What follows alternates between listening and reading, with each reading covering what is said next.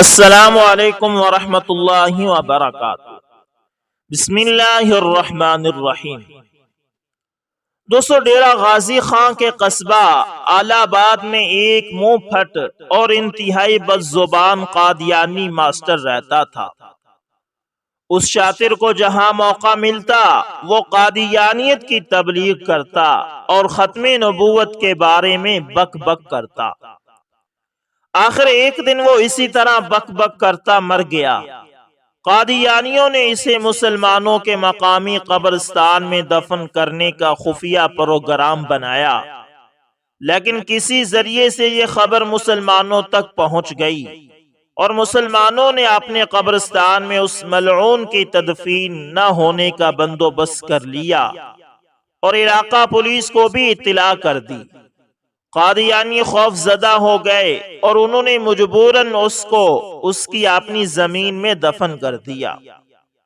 تدفین کے بعد قبر میں زبردست آگ لگ گئی اور یہ کیفیت 3 دن تک مقامی لوگ دیکھتے رہے۔ آخر قبر پھٹ گئی اور وہاں ایک بہت بڑا گڑھا بن گیا۔ لوگ دور دور سے اس عبرت گاہ کو دیکھنے آتے۔ قادیانیوں نے اپنی بے عزتی دیکھتے ہوئے پتھروں سے اس گڑھے کو بھروا دیا اور اس کے اوپر قبر کا پختہ چبوترا قائم کر دیا، لیکن بدبختوں نے اس ہولناک واقعے سے کوئی عبرت حاصل نہ کی۔ دوستو، اسی طرح آدی کوٹ ضلع خوشاب کے نزدیک امام الدین نامی ایک قادیانی رہتا تھا۔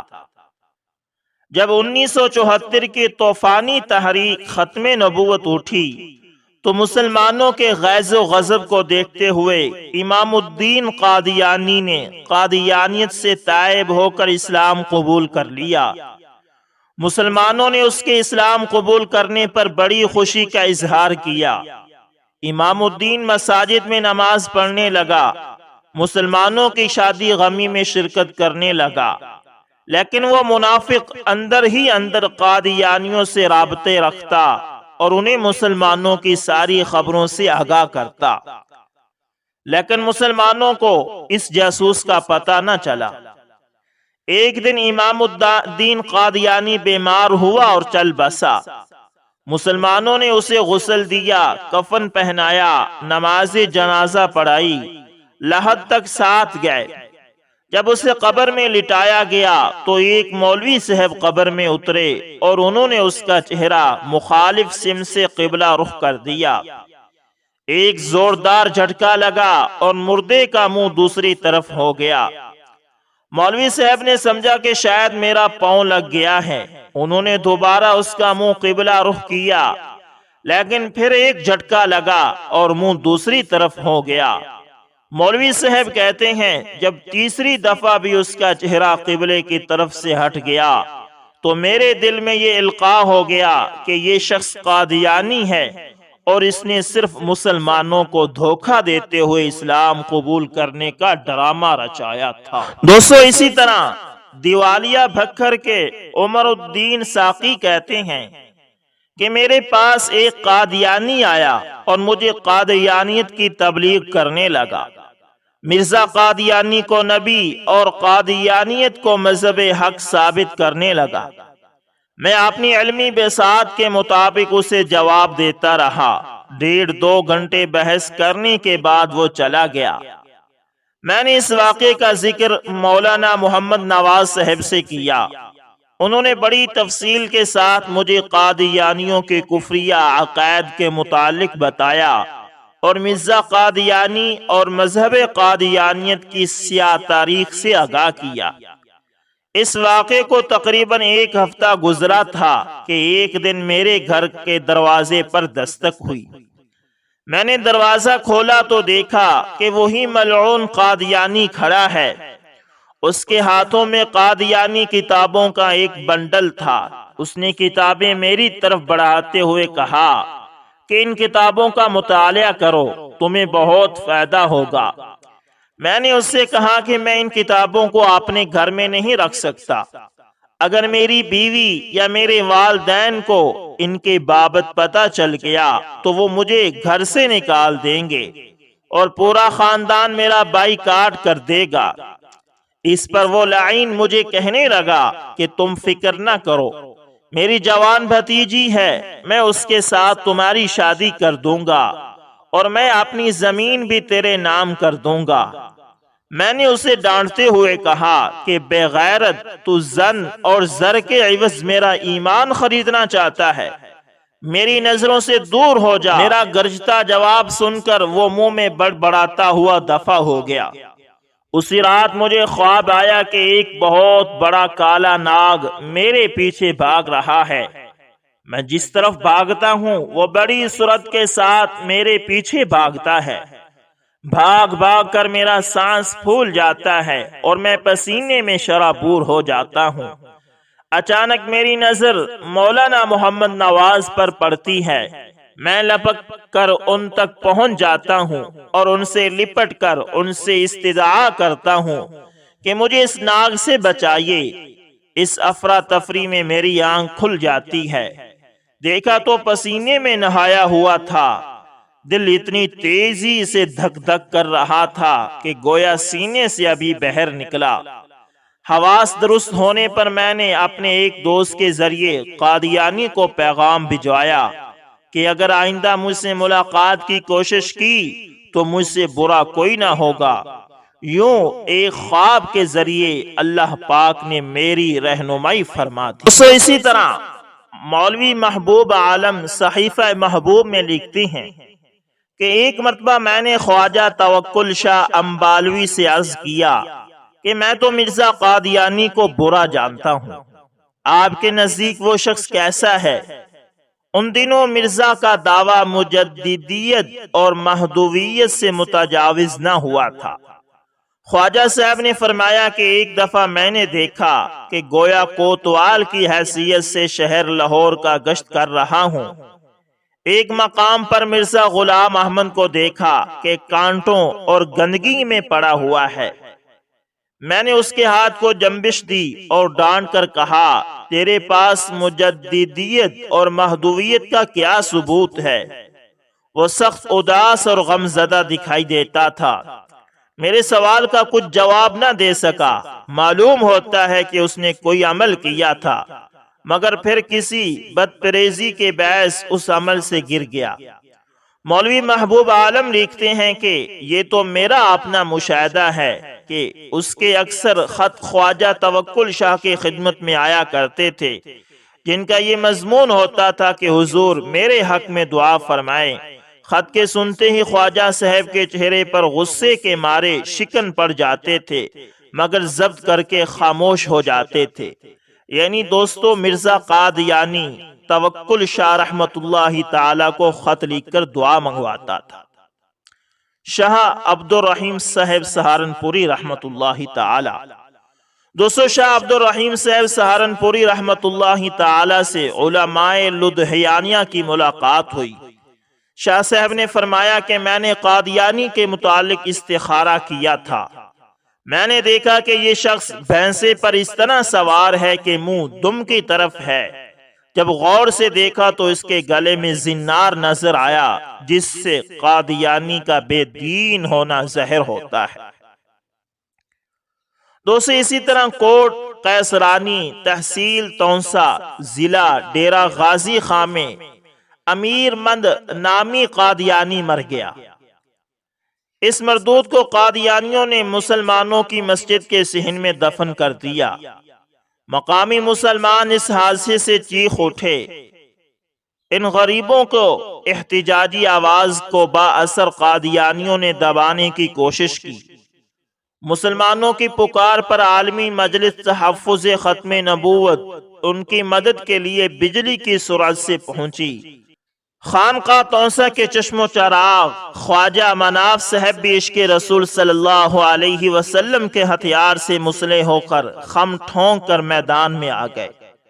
جلوس نکالے گئے، کانفرنسز ہوئی اور حکومتی حکام سے مطالبہ کیا کہ قادیانی مردے کو مسجد سے نکالا جائے۔ حکومت نے ٹال مٹول سے کام لیا، لیکن عوام کے طوفانی احتجاج کے سامنے حکومت بے بس ہو گئی اور اسے مسلمانوں کا مطالبہ تسلیم کرنا ہی پڑا۔ چوڑوں کے ذریعے مردود کی قبر کشائی کی گئی۔ جو ہی قبر کھلی بدبو کے طوفان اٹھ کھڑے ہوئے۔ اس شدت کی بو کے لوگوں کے سر چکرا گئے اور آنکھوں سے پانی نکل گیا۔ لوگوں میں بھگدڑ مچ گئی۔ غلیظ اور کٹا پھٹا لاشا بہر نکالا تو مارے خوف کے چوڑے بھی کانپ گئے۔ لاش قادیانیوں کے حوالے کر دی گئی، جنہوں نے چوڑوں کے ذریعے ہی اسے اپنے گھر کے صحن میں دفن کر دیا۔ لیکن چند دنوں میں گھر میں ایسا تعفن پھیلا کہ گھر میں رہنا مشکل ہو گیا۔ آخر قادیانیوں نے تنگ آ کر اسے وہاں سے اکھیڑ کر اپنے کھیتوں میں دفن کر دیا۔ چشمدید گواہ کہتے ہیں کہ جب دوسری مرتبہ قادیانی کی لاش کو نکالا گیا تو اس کی بدبو کئی میل دور تک گئی اور لوگ کئی دنوں تک اس بدبو کو محسوس کرتے رہے۔ اس عبرتناک واقعے کو دیکھ کر کئی قادیانی مسلمان ہو گئے، جن میں سے کچھ مردے کے خاندان میں سے بھی تھے۔ دوستو، اسی طرح مجھ کو ضلع خوشاب کے جناب ظفر اقبال صاحب کہتے ہیں کہ میں 8ویں جماعت میں پڑھتا تھا۔ ہمارے گھر کے قریب ہی ایک قادیانی مبلغ غلام رسول رہتا تھا۔ ایک دن اس نے مجھے قادیانیت کی دعوت دی اور پڑھنے کے لیے قادیانی لٹریچر بھی دیا۔ میری عمر بھی پختہ نہ تھی اور مذہبی تعلیم بھی واجبی سی تھی۔ اس کی واجبی گفتگو سننے اور گمراہ کن لٹریچر پڑھنے کے بعد شیطان نے میرے دل میں وسوسہ پیدا کر دیا کہ کہیں قادیانی جماعت سچی ہی نہ ہو۔ عشاء کی نماز پڑھ کر بستر پر لیٹا، یہ سوچتے سوچتے سو گیا۔ رات میں نے خواب میں مرزا قادیانی کو انتہائی غلیظ اور کریہ الصورت چوہرٹ کی شکل میں دیکھا۔ صبح بیدار ہوا تو زبان پر استغفار کے جملے جاری تھے۔ اللہ کا لاکھ لاکھ شکر ادا کیا اور قادیانی مبلغ کے گھر جا کر اس کا لٹریچر اس کے منہ پر دے مارا۔ دوستو، اسی طرح فتنہ قادیانیت کا پوپ ظفر اللہ بستر مرگ پر بے ہوش پڑا تھا۔ کبھی کبھی معمولی سی آنکھیں کھول کر اپنے ارد گرد کھڑے لوگوں کو ہلکی سی نظر دیکھ لیتا تھا۔ کھانے پینے سے عاجز تھا۔ غذائی ضروریات پوری کرنے کے لیے گلوکوز کی بوتلیں چڑھا رکھی گئی تھی، لیکن گلوکوز کا پانی پیلے رنگ کا محلول بن کر منہ کے راستے بہر نکل جاتا اور اس پیلے رنگ کے محلول سے پاخانے جیسی بدبو اٹھ رہی تھی۔ ڈاکٹر ٹیشو پیپر سے بار بار اس غلاظت کو صاف کر رہے تھے، لیکن غلاظت رکنے کا نام نہیں لیتی تھی۔ ظفر اللہ خان بستر پر پیشاب کر رہا تھا۔ کمرے میں اس شدت کی بو ہے کہ ٹھہرنا مشکل تھا۔ بدبو اور دیگر حفاظتی تدابیر کو مد نظر رکھتے ہوئے قادیانی ڈاکٹروں نے اپنے منہ پر ماسک چڑھا رکھے تھے۔ عام ملاقات پر سخت پابندی تھی، کیونکہ ظفر اللہ کا یہ ہولناک انجام دیکھ کر کوئی بھی قادیانیت سے تائب ہو سکتا تھا۔ اسی حالت میں ظفر اللہ ایڑیاں رگڑ رگڑ کر مر جاتا ہے، لیکن مرنے کے بعد بھی اس کے منہ سے غلاظت جاری رہتی ہے، جس سے بچنے کے لیے قادیانی ڈاکٹر اس کے منہ بند کرنے کے لیے گلے میں روئی کا گولا ٹھونس دیتے ہیں، لیکن خدائی عذاب اس گولے سے کہاں رکتا تھا۔ دوستو، اسی طرح سرحد کے نامور عالم دین دارالعلوم پشاور صدر کے شیخ الحدیث حضرت مولانا محمد حسن جان صاحب رحمت اللہ تعالی فرماتے ہیں کہ ایک مرتبہ تبلیغی جماعت کا ایک وفد غلطی سے قادیانیوں کے مزرعے میں چلا گیا۔ قادیانیوں نے جب تبلیغی جماعت کو دیکھا تو انہیں وہاں سے نکال دیا، جس پر جماعت کے امیر نے قادیانیوں سے کہا کہ ہم آپ کو بالکل دعوت نہیں دیتے، مگر آپ لوگ ہمیں یہاں صرف 3 دن قیام کرنے کی اجازت دے دیں، ہم اپنی نمازیں پڑھیں گے اور تمہارے کسی کام میں دخل نہیں دیں گے، جس پر قادیانیوں نے اجازت دے دی۔ جب 3 دن ہو گئے تو جماعت کے امیر نے اللہ کے حضور گڑ گڑانا شروع کیا کہ اے اللہ، ہم سے وہ کون سا گناہ ہو گیا کہ ہمیں یہاں بیٹھے 3 دن ہو چکے ہیں، ایک آدمی بھی ہماری ساتھ جماعت میں جانے کے لیے تیار نہیں ہوا۔ ابھی وہ مصروف دعا تھے کہ ایک شخص آیا جو قادیانی جماعت کا امیر تھا۔ اس نے جب امیر صاحب کو روتے دیکھا تو پوچھا کہ آپ رو کیوں رہے ہیں؟ جناب امیر صاحب نے فرمایا کہ ہم اللہ کے راستے میں اس کے سچے دین کی تبلیغ کے لیے 3 دن سے یہاں قیام پذیر ہیں، لیکن کوئی ایک شخص بھی ہمارے ساتھ جانے کے لیے تیار نہیں ہوا۔ جس پر اس قادیانی نے کہا کہ یہ تو معمولی سی بات ہے، میں 3 دن کے لیے آپ کے ساتھ جاتا ہوں، لیکن میری ایک شرط ہے کہ آپ مجھے کسی قسم کی دعوت نہیں دیں گے۔ چنانچہ معاہدہ ہو گیا اور وہ قادیانی جماعت کے ساتھ روانہ ہو گیا۔ تیسری رات اس نے ایک خواب دیکھا۔ جب صبح ہوئی تو اس قادیانی نے جماعت کے امیر صاحب سے کہا کہ آپ مجھے کلمہ پڑھائیں اور مسلمان بنائیں، جس پر امیر جماعت نے کہا کہ ہم معاہدے کے پابند ہیں، آپ کو کلمہ پڑھنے پر مجبور نہیں کر سکتے، مگر آپ یہ بتائیں کہ یہ تبدیلی کیوں آئی؟ اس نے کہا کہ میں نے خواب میں سرکار دو عالم صلی اللہ علیہ وسلم کو دیکھا۔ آپ صلی اللہ علیہ وسلم نے ایک کتے کی طرف اشارہ کرتے ہوئے کہا کہ تم میرے عاشقوں کے ساتھ پھرتے ہو اور اس کتے کو بھی مانتے ہو۔ وہ کتا مرزا قادیانی تھا، جس پر امیر جماعت نے اسے کلمہ پڑھایا اور سینے سے لگایا۔ جب اس شخص نے اپنے گاؤں واپس جا کر یہ واقعہ کچھ اور قادیانیوں کو سنایا تو وہ سب کے سب مسلمان ہو گئے۔ یہ واقعہ مولانا حسن جان نے حضرت مولانا قاری محمد طیب صاحب سے سنا تھا۔ دوستو، اسی طرح بھارت کے صوبہ بہار کے حکیم محمد حسین نے خواب میں دیکھا کہ مرزا قادیانی کی قبر میں تدفین ہو گئی ہے۔ لوگ مٹی ڈال کر گھروں کو چل رہے ہیں۔ قبر میں سخت اندھیرا اور خوف پھیل چکا ہے۔ اللہ کے فرشتے سوال و جواب کے لیے آ پہنچے ہیں۔ مرزا قادیانی سخت گھبرایا ہوا ہے اور تھر تھر کانپ رہا ہے۔ اللہ کے فرشتے اس سے سوال کر رہے ہیں اور جواب میں وہ اول فول بک رہا ہے۔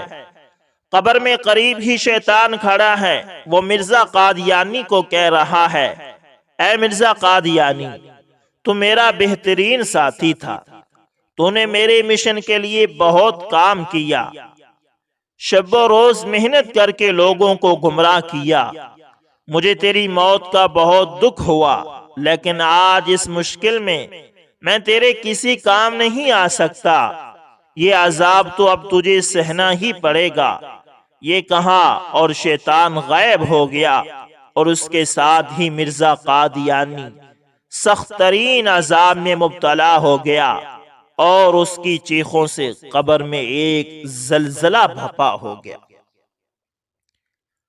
دوستو، اسی طرح جناب جاوید اختر رضوی صاحب کہتے ہیں کہ ہمارے گاؤں بھوتا ضلع گجرات میں ایک قادیانی خاندان رہتا ہے۔